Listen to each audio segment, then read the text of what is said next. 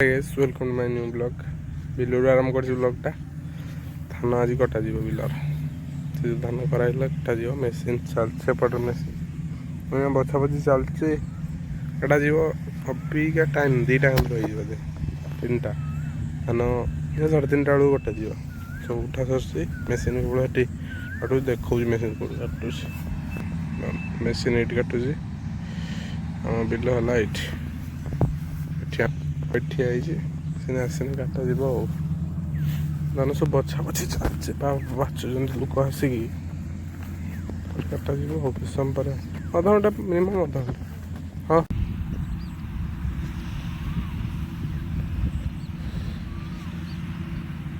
ଧାନ ବଛା ଯାଉଛି ଏଇଟା। ବୁଝିଲା କଟାଯିବ।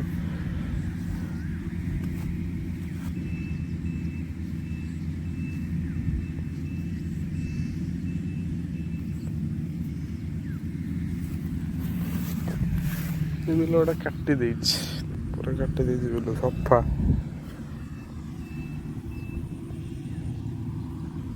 ଏରିଆ ପୁରା ସଫା।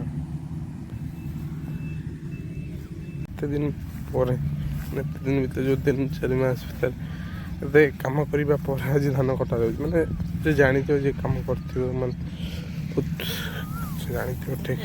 ଆସିବା ପାଇଁ ରାସ୍ତା କରାଯାଇଛି, ଖୋଳା ହେଇ ଗୋଟେ କଟା ହେଲା ବି ଧାନ କିଛି ପକାଇ, ତାପରେ ମେସିନ୍ ଆସିବା ପାଇଁ 10-15 ମିନିଟ୍ ଭିତରେ ତାର ସରିଗଲାଣି। ଅଳ୍ପ କିଛି ଅଛି, ଆସିବ ମେସିନ୍ ଆଉ। ଭିଡ଼ିଓଟା ଭଲ ଲାଗିଲେ ଲାଇକ୍ କରିଦେବେ। ଆପଣ ଜାଣିବା ପାଇଁ ଚାହୁଁଥିଲେ ଗୋଟେ କେଉଁ ଧାନ, ନିହାତି କମେଣ୍ଟ କରିବେ, ମୁଁ କମେଣ୍ଟରେ ରିପ୍ଲାଏ ଦେବି। ବୁଝିଲେ ନା? ବହୁତ ଦାମ୍ ବୋଲି ଏ ଧାନଟା ଯେଉଁ ଦେଖନ୍ତୁ, ଯେଉଁ ମଝିରେ କଟା ହେଇଯାଇ ଦେଖନ୍ତୁ, ଲାଇନ୍ଟା କଟା ହେଲା। ଏପଟ 2ଟା ରହିଲା, ସେଇପଟ ଗୋଟେ ଲାଇନ୍ କଟା ହେଲା। ସେଟା ଅଣ୍ଡିଆ ଧାନ, ଏପଟା ହେଲା ମାଇ ଧାନ। ଦାମ୍ ବି ପୁରା ଅଲଗା ଅଲଗା। ଅଧିକା ଦାମ୍, ସେଟା କମ୍ ଦାମ୍। ଏଇଟା ତାଙ୍କ କମ୍ପାନୀ ନେଇଯିବ, ଯେଉଁ କମ୍ପାନୀ ଦେଇଛି ସବୁ ଚାଷ କରିବା ପାଇଁ, ସେ ନେଇଯିବ କମ୍ପାନୀ ବାଲା।